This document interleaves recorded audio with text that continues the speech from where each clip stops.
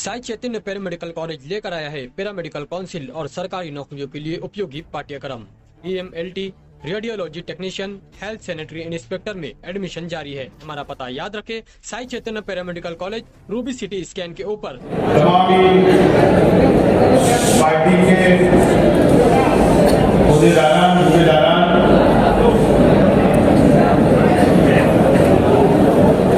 तमाम ही मेरे मंच में तशरीफ फरमा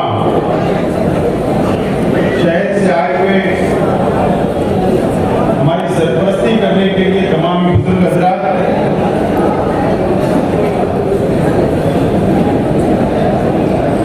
दायरा शेख हसीर साहिबा और अभी आप लोगों की मौजूदगी में जो मेरे सामने बैठे हैं साबिक कारपोरेटर, तमामी सामाजिक कार्यकर्ता, हमारे तमामी साथियों ने जो आज हमारा साथ देने का वादा किया, हमारी पार्टी के अंदर शमूलियत दी, ऐसे तमाम ही हमारे साथी और इस इजलास के अंदर मौजूद तमाम ही बुजुर्ग हजरात, तमाम ही नौजवान साथी, तमाम ही मेरे मीडिया के तमाम ही दोस्त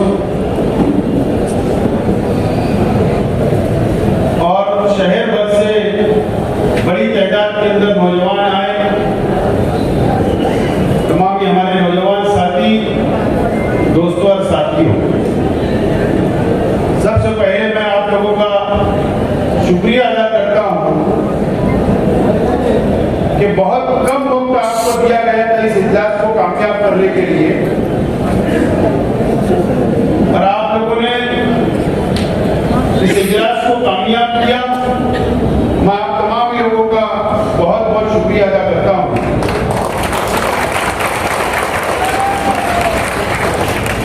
और जिन लोगों ने आज यहाँ पर पार्टी के अंदर शमूलियत दी, ऐसे तमाम ही हमारे साथियों का पार्टी के अंदर इस्तेमाल करता हूं और उन तमाम ही साथियों से ये वादा करता हूं, ये यकीन दिलाता हूं कि आप लोग इत्मीनान रखें, जो वादा हम लोगों ने आपसे किया है और आप लोगों ने जो वादा हमसे किया है, इंशाअल्लाह उसको पूरा करने की हम पूरी कोशिश करेंगे। दोस्तों और साथियों, मिशन 2024 आपको मेरे पीछे नजर आ रहा है, बोर्ड के ऊपर लिखा है मिशन 2024 असेंबली। सितंबर के अंदर, सितंबर महीने में आचार संहिता डिक्लेयर हो जाएगी, महाराष्ट्र असेंबली के चुनाव डिक्लेयर हो जाएगा और अक्टूबर में महाराष्ट्र के अंदर और कई राज्यों के अंदर असेंबली के चुनाव होंगे।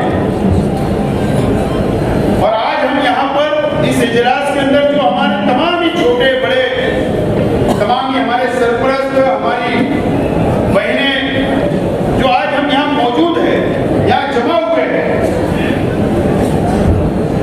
हम लोगों को असेंबली का जो मिशन हमारा अपना है उसका लाइमत तैयार करने के लिए, हमारा रूपरेखा तय करने के लिए, दिशा तय करने के लिए आज यहाँ पर हम सब लोग जमा हुए हैं। मुझे याद है कि 1996 में शेख हसीर साहब ने पहला आजाद इलेक्शन लड़ा, आजाद उम्मीदवार के तौर पर।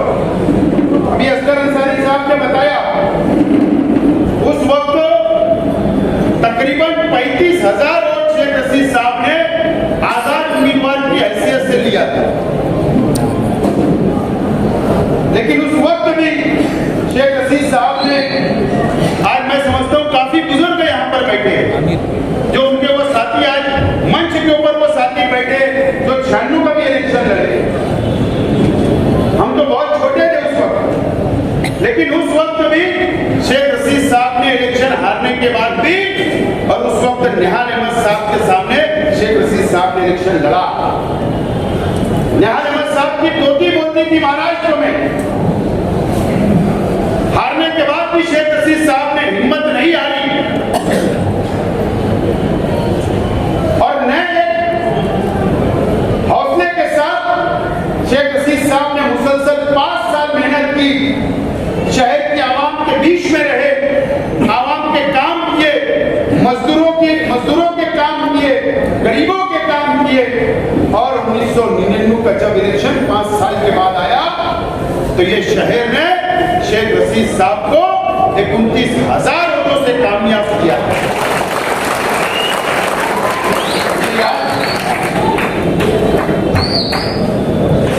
5 साल फिर शेख रशीद साहब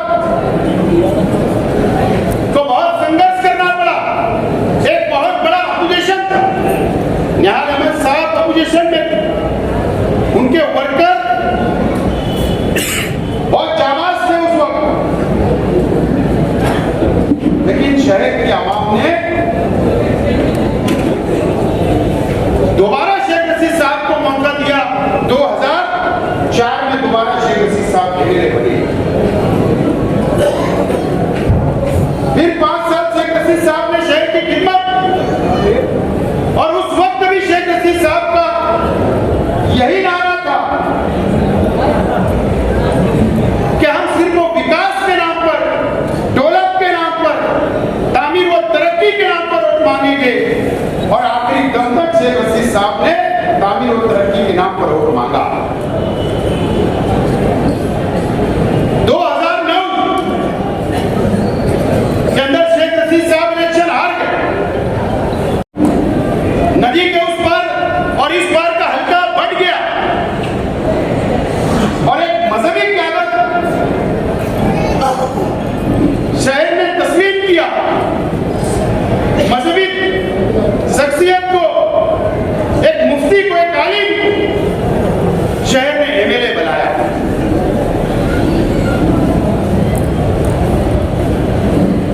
शहर का हर फैसला सर आपको का।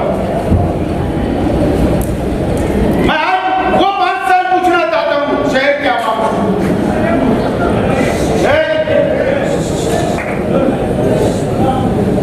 मैं शहर के आवाम से वो 5 साल पूछना चाहता हूं कि 2009 से 2014 तक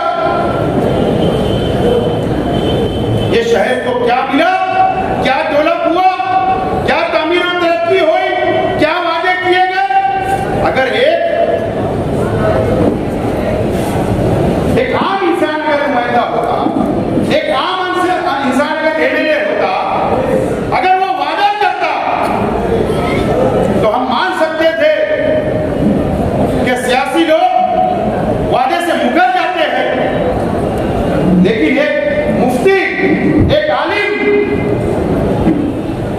ने जो वादा किया था 5 साल वहां पर भी वो नाकाम रह गए। उसको मौका मिला 2014, 2019 तक मैं एमएलए रहा, शहर ने मेरा साथ दिया और मैंने क्या किया ये आप जानते हैं, शहर जानता है, मुझे उसका कोई सबूत देने की जरूरत नहीं। मिसाल मुदुरगढ़ आपके सामने, फ्लाईओवर ब्रिज आपके सामने, हिल स्टेशन बना आपके सामने और तालीम के नाम पे जो मैंने किया वो भी शहर के सामने है। मैं बहुत ज्यादा उसमें नहीं जाना चाहता। 2019 आया, 2019 आया, मैं इलेक्शन हार गया। मैं आज तक परेशान हूं कि मैं इलेक्शन क्यों हारा।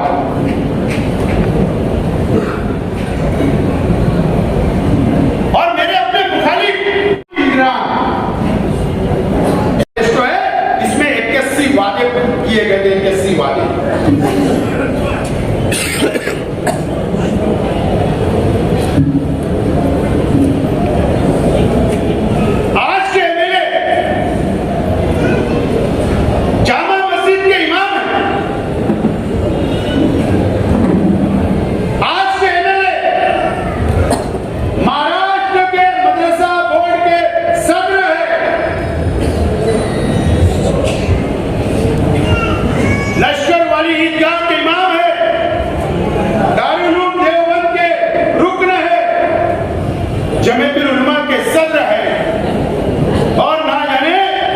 याद नहीं है कि कितने ओहदे मजहबी तौर पर उनके पास। मैं माफी के साथ बोल रहा हूं, ये शहर दीनी तौर पर बहुत बेदार शहर है।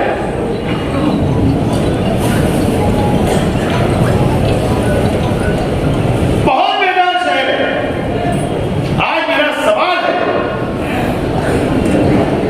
जामा मस्जिद के ट्रस्टियान से मेरा सवाल है, आज मेरा सवाल है, ईदगाह के ट्रस्टियान से मेरा सवाल है। जमीयतुल उलमा के तो पीछे मैंने बोला था, कोई जवाब नहीं आया, ठीक है। महाराष्ट्र के तमाम ही मदरसे के ये जिम्मेदार है, सदर है, उन तमाम ही लोगों से, शहर के उलमाओं से, शहर के आलिमों से, शहर के मस्जिद के इमामों से, शहर के मस्जिद के ट्रस्टियान से, तमाम ही मिल्ली तंजीमों से मेरा सवाल है कि अगर आप उनसे चौराहे के ऊपर पूछिए, अगर इन्होंने इस मैनिफेस्टो पूरा किया होगा तो शेख हसीना इलेक्शन नहीं लड़ेगा।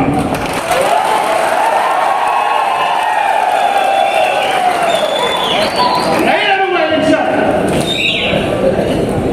क्योंकि मुफ्ती का वादा था, अगर मुफ्ती झूठ बोल सकता होगा तो वो मुझको बोल दे,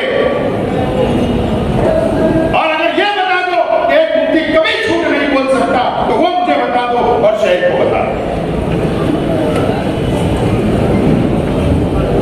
इनके फतवे हम मानते, उसी फतवे पे चलते। अगर कोई आलिम, कोई मुफ्ती ने फतवा दे दिया तो हम उसको मानते, उस पे चलते हैं। और ये जो झूठ बोला गया इस शहर से 5 साल जो धोखा दिया गया, इसका जवाब कौन देगा? ये सवाल आज मेरा है।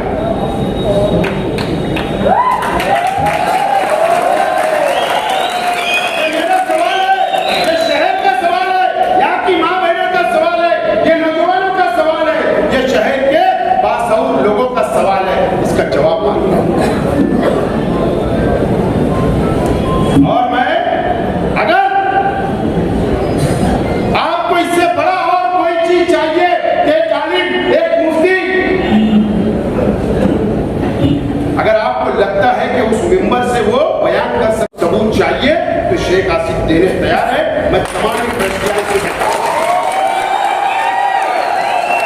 नहीं करते, कब तक ये शहर को धोखा दिया जाएगा? कब तक धोखा दिया जाएगा? फतेह मोहम्मद साहब यहां बैठे, हाजी साहब, ये शाह बिरादरी के सबसे सीनियर, इन्होंने तंजीमें चलाई, आज तक सरपरस्ती कर रहे, इसी मैनिफेस्टो के अंदर वादा है, इसी मैनिफेस्टो। ये लोग तो मेरे साथ थे। क्या वादा है? शाह बिरादरी को विजय एंटी का दर्जा दिलाया जाएगा।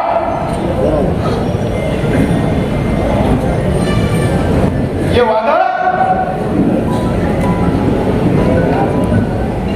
इस मैनिफेस्टो के अंदर किया गया। यह मेरे पास उसकी कॉपी। मेरा सवाल है, क्या शाह बिरादरी को विजय एंटी का सर्टिफिकेट मिला? क्या इन्होंने 5 साल में वादा पूरा किया? ये सबसे बड़ा झूठ है। ये 5 साल इन्होंने कुछ नहीं किया। मोहम्मद इस्माइल कासमी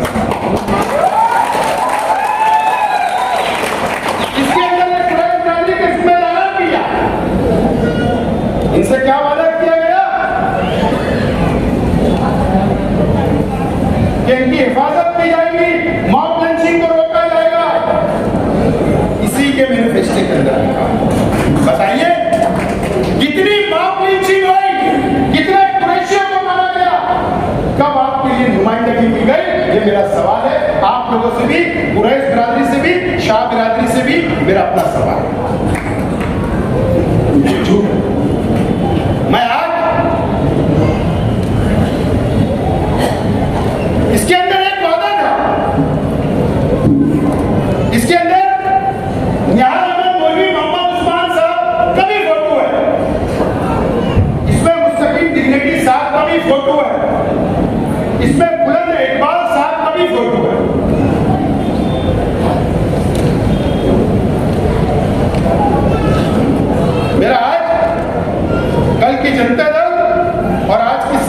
पार्टी से मेरा सवाल है, यह मैनिफेस्टो किसने बनाया?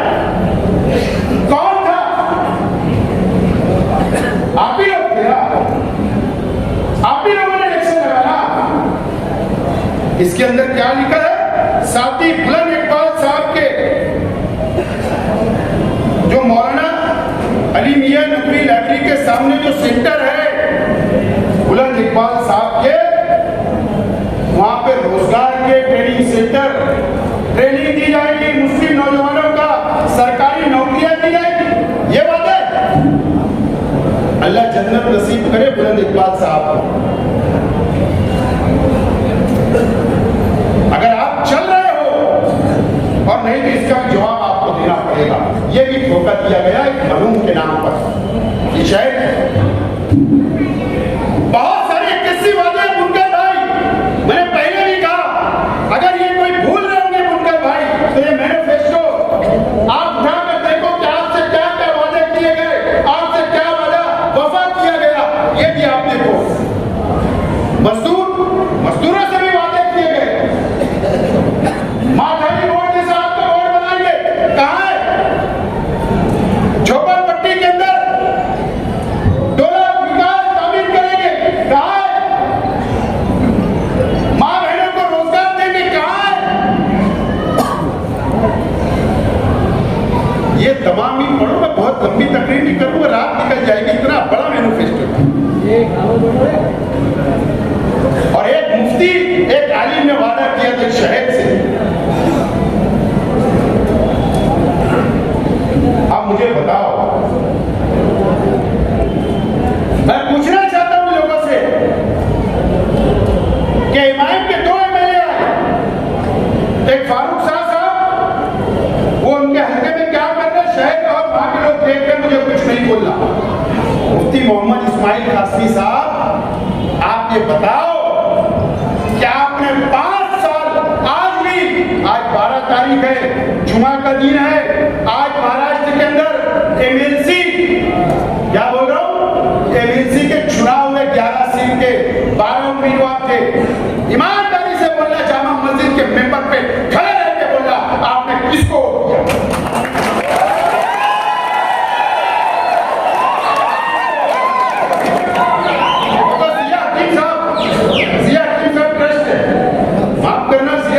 जाफरनगर में इससे गुजारिश करता हूं, मेंबर से पूछना कि तुमने वोट किसको दिया। मुझे मालूम है बांद्रा की ताज होटल में कौन रुका था।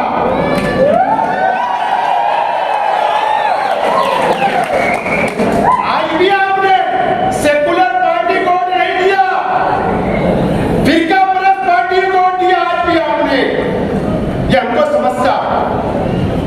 इससे पहले तो चुनाव हुए राज्यसभा का, एमएलसी का, वो तो वीडियो बताया था तगड़वाई में, उस वक्त भी आपने फिरका परस्त पार्टी को वोट दिया था। तो मेंबर से बताना, आपने जब बहुमत सिद्ध करने की बात आई, महाराष्ट्र असेंबली के अंदर स्पीकर का चुनाव था, मुझे बताओ यार, मेरा दिमाग काम नहीं करता, एक शख्स से इमाम से छूट जाता। गुलाबा की ताज रेसिडेंसी में जो होटल है, वहां पर वजीर आला से मिलने जाते हैं, और बाहर जब नासिक का एक कुलकर्णी नाम का पत्रकार है एबीपी माझा का, वो उनसे सवाल करता है, शायद नाम भूल रहा हूं लेकिन एबीपी माझा का है, उसने पूछा कि आप यहाँ क्यों आए थे? क्या मुझे पता है? वजीर आला साहब से मैं मिलने आया था, मैं हक पे जा रहा हूं, उनको गलत फहमी ना हो। ऐसा वैसी बात कहता क्या? मुझे बताओ ना, अरे तेरी पार्टी भैया अलग, उसकी पार्टी अलग, वो वजीर आला, तू मुखालिफ में, उनसे मिलने क्यों, गलत फहमी क्यों? उस वक्त भी हज के नाम पर तुम तटस्थ रहे और सरकार की मदद की बनाने के अंदर फिरका परस्त सरकार, इसका जवाब कौन मांगेगा? ठीक है, हमें तो जाहिल बोलते हो, तुम्हारी नजर में तो 70% लोग जाहिल है। ठीक है, तुम मजहबी हो, तुम शरीयत पे चलते हो, तुम सवाल कर लो, ईमानदार बोलना। कब तक मजहबी शख्स के अंदर, मजहबी शख्स के आड़ में धोखा खाएगा? क्या वजह है? एक आदमी मुकम्मल नाकाम है, उसके बाद भी मैं अभी आज हमारे इजलास में बोल रहा हूं, ये बातें मैं तुमको इसलिए बोल रहा हूं, जाकर गली और मोहल्लों के अंदर, चौक चौराहों के ऊपर पूछिए इनके वर्करों से। मैं तो जब स्टेट लगेगा तो आज सिर्फ सिया हकीम साहब का नाम लिया, बहुत बड़ी फहरिस्तें बनाया हूं।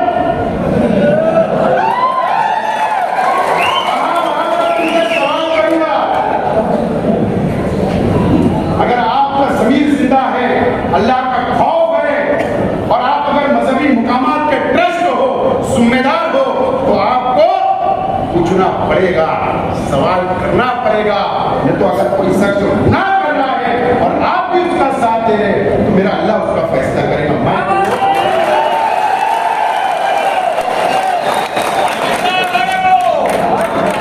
इसका मैं पोस्टमार्टम आगे करूंगा, इसका पोस्टमार्टम मैं जरूर आगे करूंगा। लेकिन आज मैं आपसे बोलना चाहता हूं, ये इजलास आज हमने कीरत की, अल्लाह की तारीफ की, कुरान की आयत पढ़ी गई और हमारा मजहब हमें सिखाता है कोई काम की शुरुआत करो, कीरत करो। ये आज आगाज है, हमने इलेक्शन की असेंबली की शुरुआत कर दी, इसलिए आज आपको जमा किया।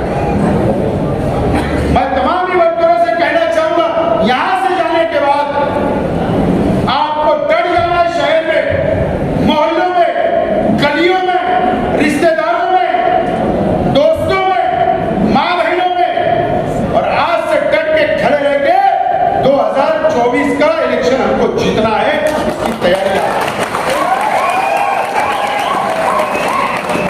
18 तारीख तक वोट बढ़ाने का वक्त है। अपने घर में 18 साल के जो लोग हो गए उनकी और बढ़ाओ, 5-6 दिन बचा है, बेदार हो जाओ, लड़ने के लिए तैयार हो जाओ।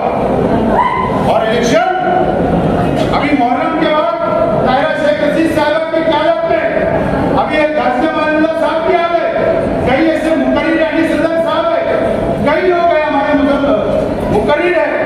एक हम मजबूत टीम तैयार करें और मुहर्रम के बाद हमारी माँ बहनों को भी इस मैनिफेस्टो और इनके काले कारनामे बताने की शुरुआत हम लोग करने जा रहे हैं, गली गली के अंदर। आप तमाम लोगों से कहा जिनको मीटिंग लेना है, लेडीज मीटिंग करना, 50 की हो, 100 की हो, 200 की हो, 500 की करो, 50 की हो तो बुलाइए, हम सब आएंगे और हम मीटिंगें लेंगे और जहन साजी करने का काम आज हम लोगों को शुरू करना पड़ेगा। मैं आज आप लोगों को ऐलान कर रहा हूं कि आज से हमको छूट जाना है, कोई आगे पीछे पलट के देखना नहीं है।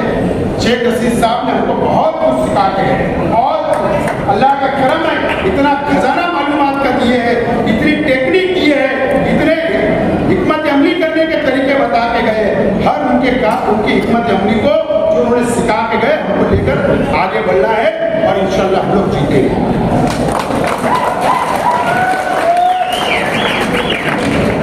रहा सवाल कि हम किस पार्टी से लड़ेंगे, भाई अभी मैं कम से कम 15 मिनट बोलूंगा।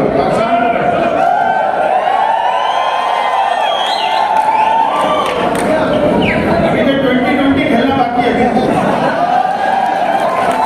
जब मंडे चल रहा है अभी 2020। रहा सवाल कि हम किस पार्टी से असेंबली का इलेक्शन लड़ेंगे। एक तरफ एनडीए, दूसरी तरफ इंडिया, यानी यहां पर महाविकास आघाड़ी जिसको महाराष्ट्र में होती है। हम शरद पवार साहब की राष्ट्रवादी कांग्रेस पार्टी का झंडा लेके पार्लियामेंट का इलेक्शन लड़ा, जाहिर सी बात है कई लोगों के जहन में सवाल है, कई लोगों के जहन में सवाल है कि हम किस पार्टी से इलेक्शन लड़ेंगे।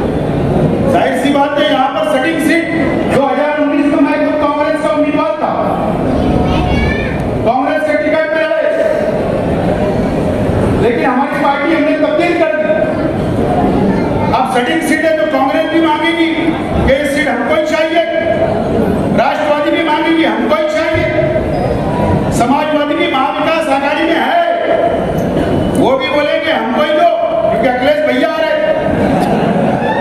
क्यों आ रहे अखिलेश भैया, सीट मांगेंगे, वो भी मांगेंगे। अब शिवसेना उद्धव ठाकरे भी है, ठीक है, वो तो नहीं मांगेंगे, लेकिन 3 पार्टियां मांगेंगी।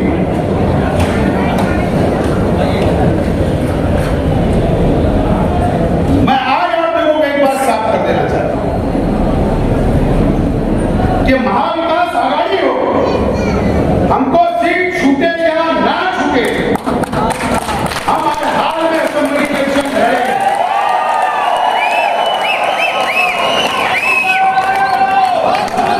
आपका साथ तो मैं लड़ूंगा भी और जीतूंगा।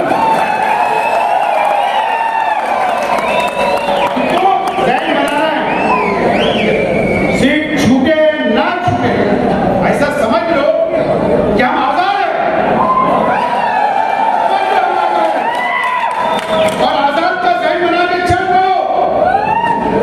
कौन सा सिंबल, ये सिंबल, वो पार्टी सब छोड़ दो, बस निकल पड़ो, बाद में तय करेंगे क्या होगा। लेकिन आज ये जय बनाकर कि सीट छूटे ना छूटे, हर हाल में इलेक्शन लड़ना है, और वो तैयारी करके हम लोग आगे बढ़ना चाहिए। अगर कांग्रेस सीट नहीं छोड़ेंगे तो क्या हम बैठ जाएंगे, काम करेंगे, सवारी पर जाएंगे, चाहे इसको बगावती सूर बोलो, क्या आघाड़ी का धर्म का मैं पालन नहीं कर रहा वो बोलो, जिसको जो समझना हो समझे, लेकिन आगामी में इलेक्शन चला। ये बात आज मैं आपसे वाज़ेह तौर पर, साफ तौर पर बोलना चाहता हूं, और बिल्कुल फिक्र करने की कोई जरूरत नहीं है। आपने मेरे परिवार की और हमारे अपने कार्यकर्ताओं की हिम्मत आपने ये 25-40 दिन के अंदर भाप ली।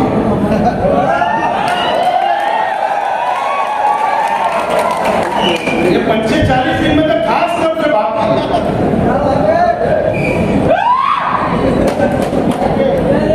कितनी हिम्मत होना, कितनी हिम्मत हो।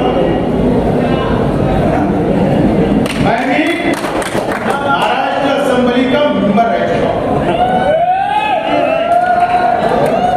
मुझे याद है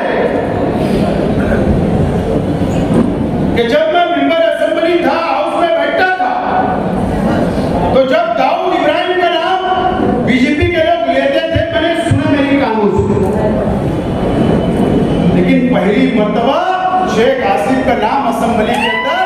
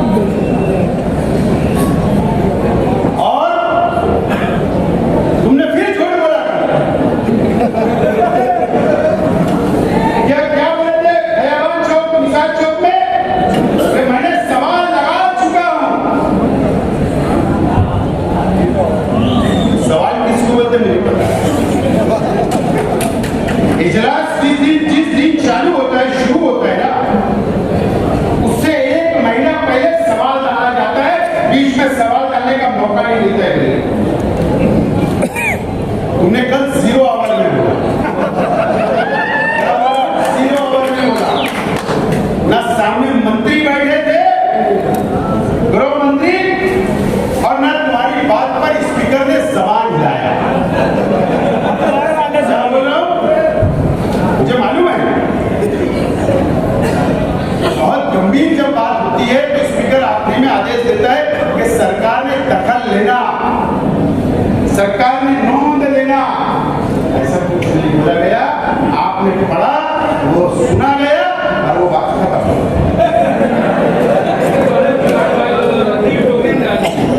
और मैं मत लगा लो, मैं आज आप लोगों से बोलना चाहता हूं, शहर के आवाम से बोलना चाहता हूं, मां बहनों से और तमाम यहाँ बैठे हुए तमाम ही जिम्मेदारों से बोलना चाहता हूं, ऐलान करता हूं कि अगर इन्होंने मुझे जेल भेज दिया और मैं जेल में रहा तो आपको इलेक्शन लड़ना है, मैं जेल से।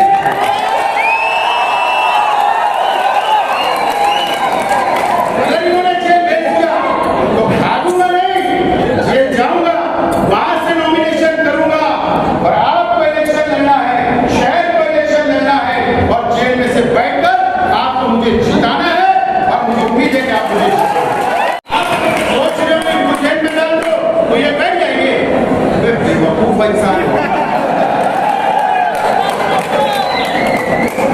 कभी ऐसा नहीं हो सकता, शेख रशीद की औलाद है,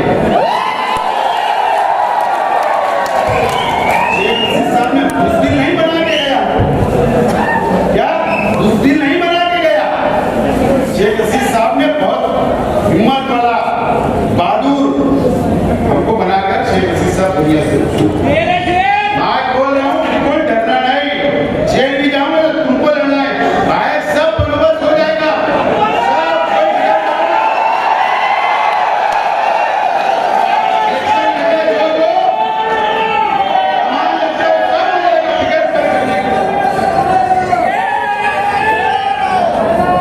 करने की जरूरत की बस लड़ना।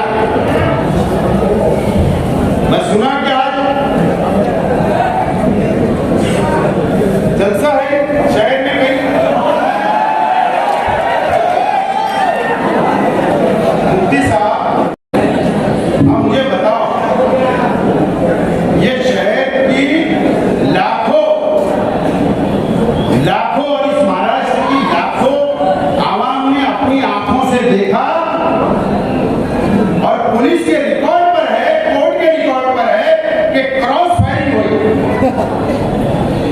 वीडियो है।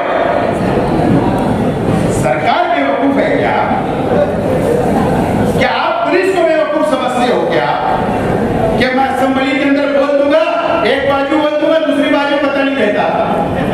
वहां बैठे हुए लोगों को पुलिस डिपार्टमेंट रिपोर्ट करता है, सब वहां पर ऑनलाइन जाता है। अगर आपको बोलना था ना, ईमानदारी अगर आप में होती, अगर आप बेईमान नहीं होते तो आप दोनों बात बोलते कि दोनों का इंक्वायरी होना चाहिए। आपने वैसा नहीं होगा, आपने बस है, ठीक है, आपको मुबारक। ऐसे आपकी डिमांड करने की कोई हमको जरूरत भी नहीं, ना तुम्हारी कोई हमको मदद की जरूरत है। तुमसे पहले मैंने लेटर बहुत काले कर दिए हो, दिल्ली से लिए गया था। स्पोर्ट्स मिनिस्टर से मिलने को एक बहाना था, 2 दिन ऐसी मुकाम पर है। तुम अलग बात है कि आप दिल्ली के महाराष्ट्र सदन में नहीं होते, आपके लिए जंग रुक जाता। कौन रूम बुक करते हैं मुझे नहीं बताइए, कौन आपको दिल्ली से फोन आता था, 1 लाख अर्जेंट डालो रात को 2 बजे, मुझे नहीं मालूम है। तो वही दिल्ली के अंदर मैं गया था, लेकिन मैं भी सदन में रुका।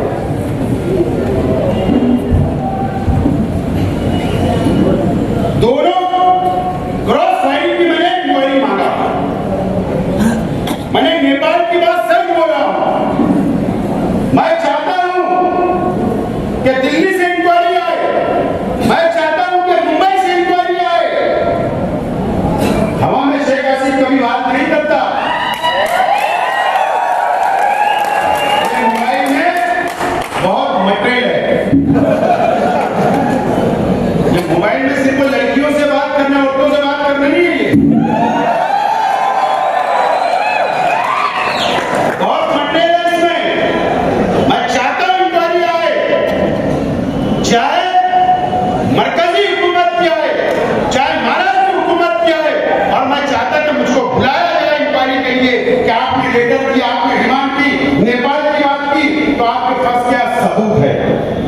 से ये पूछे, मैं इंतजार कर रहा हूं।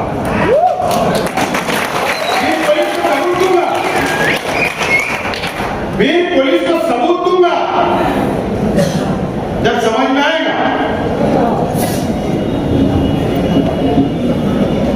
मैं आगरा 2-3 दिन जाना हुआ गया, शाहजहां ने मुमताज के लिए ताजमहल बनाया,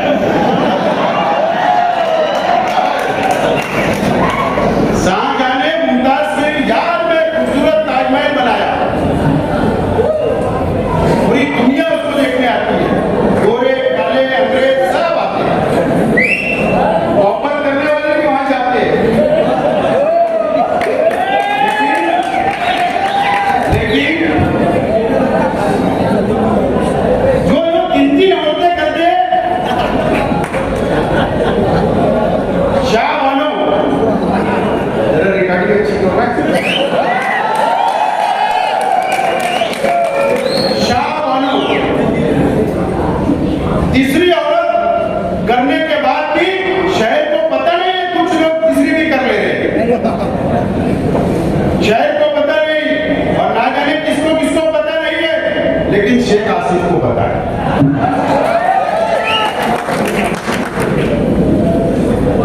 अरे मुमताज के लिए ताजमहल बनाया, तुम तीसरी औरत को बता दो मैंने किया, उसका नाम शाह बानो है, ये तो बता दो।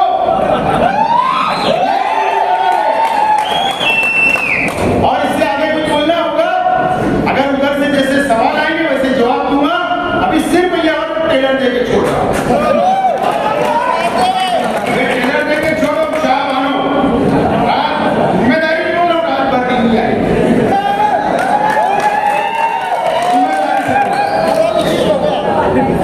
दोस्तों मेरे पास ना ऑडियो रिकॉर्डिंग एमएलए, अरे एमएलए की नहीं है, एमएलए के ताल्लुक से दो मेरी प्यारी प्यारी बहनें बात कर रही हैं, लेकिन मैं सर नहीं सोच रहा हूँ, नहीं सोच रहा हूँ, जाने दो।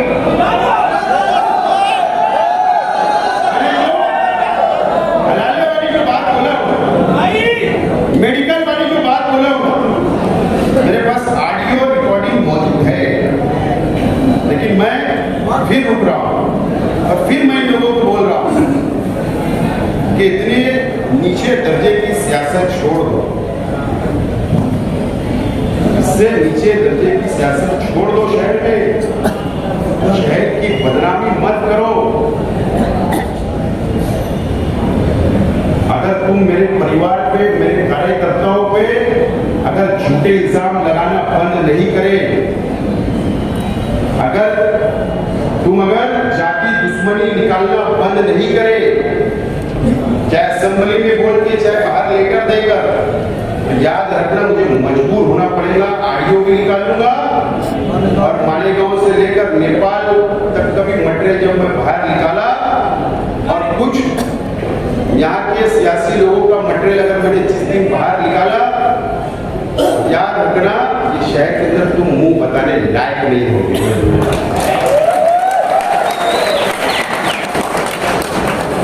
मुंह बताने लायक नहीं रहोगे तो इलेक्शन क्या लड़ोगे? सब मेरे पास मटेरियल, लेकिन मैं इस शहर का यहाँ पैदा हुआ, ये शहर से प्यार करता, ये मस्जिद और मीनारे शहर को बदनाम नहीं होने देना चाहता, इसके लिए मैं रुक रहा हूं। और मैं क्रॉस फायरिंग के भी बहुत सबूत है। कौन सा तड़ीपार आदमी मनमाड़ से यहां था उस दिन, उसके फोटो भी है, उसका नाम है,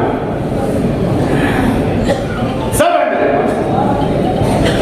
लेकिन मैं ये मानता हूं कि कोर्ट फैसला करेगी, पुलिस इंक्वायरी करेगी, पुलिस को जो सच होगा वो करे। आप क्या समझते हो मेरी इंक्वायरी नहीं हुई? आप क्या समझते हो? इन्होंने तो कल बोला, मेरी तो 1 हफ्ते से इंक्वायरी चल रही है। रोजाना मैं 3 दिन गया हूं पुलिस स्टेशन, मेरा जवाब हुआ है, जवाब मैंने नोंद करवाया हूं,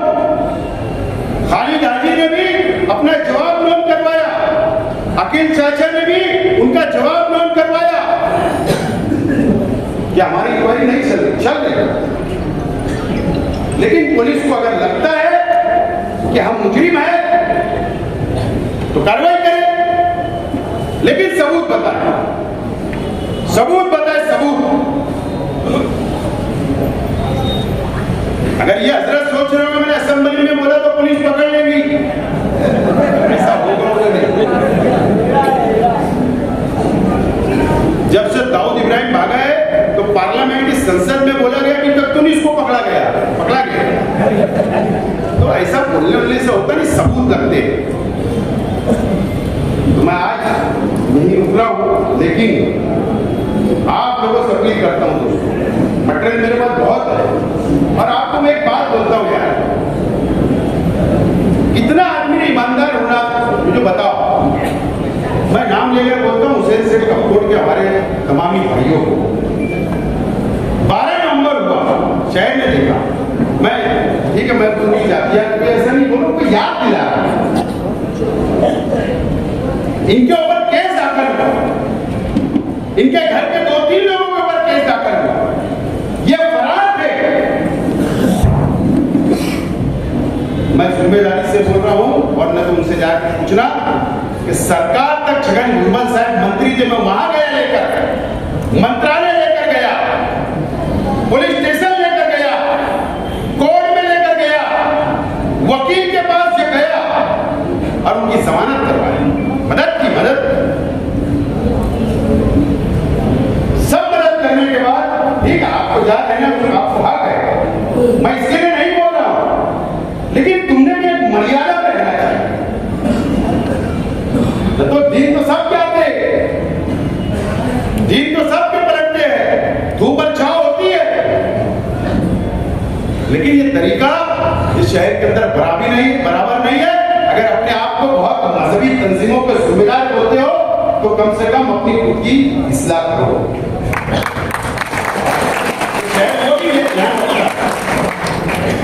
खुद की इस्लाह करो। लेकिन मुझे इस टाइम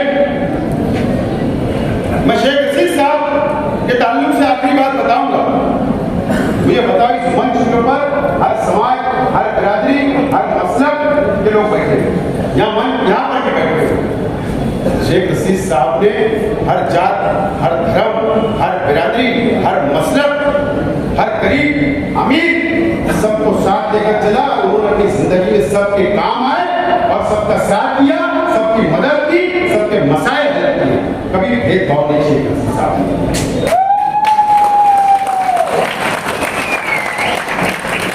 अगर किसी का भी शेख रशीद साहब ने काम किया होगा एक बार बराबर भी, तो आज आप लोगों से मैं अपील करता हूं कि आप हमारे साथ खड़े हो जाओ। शेख रशीद साहब की तरह मैं भी काम करूंगा, मेरा परिवार भी आपके साथ खड़ा रहेगा, मैं भी आपको लेकर चलूंगा। मैं भी कोई भेदभाव नहीं करता और मैं इंशाल्लाह करूंगा, सबको साथ लेकर चलूंगा। मैं मजहबी तंजीमों से, शहर के तमाम लोगों से बोलना चाहूंगा कि इसका जवाब एक आलिम ने झूठ बोला है, शहर को धोखा दिया है, करप्शन किया है, बेईमानी की है, उलमाओं के साथ क्या, हाफिजों के साथ क्या, मजदूरों के साथ क्या, शहर के गरीबों के साथ क्या, अमीरों के साथ क्या। बहुत बड़ा धोखा ये, या तो इसके ऊपर फतवा दे दो। अगर एक फतवा आ जाएगा कि नहीं कोई झूठ बोल सकते तो मैं उम्मीदवारी से मांगा। जब ये चलता रहेगा और ये कब तक चलेगा, कब तक? कहीं तो इसको रुकना चाहिए।